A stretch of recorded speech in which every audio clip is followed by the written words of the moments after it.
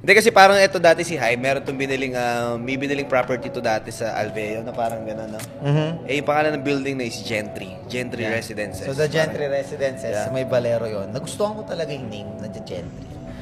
To the point na actually, nagbuo na ako dati ng business. Studio business, kina Patrick, no? Kina Patrick, sa may Greenwood. tsaka kay Nico. So, tatlo kaming partners doon.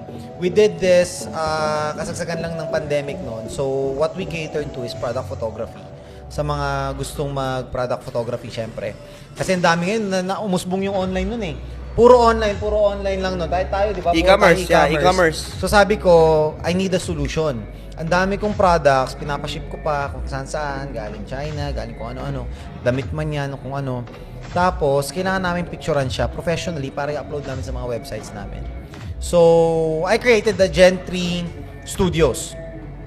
So, yung Gentry Studios, ginawa namin dati yon. And then, eventually, natapos na yung era ng puro e-com.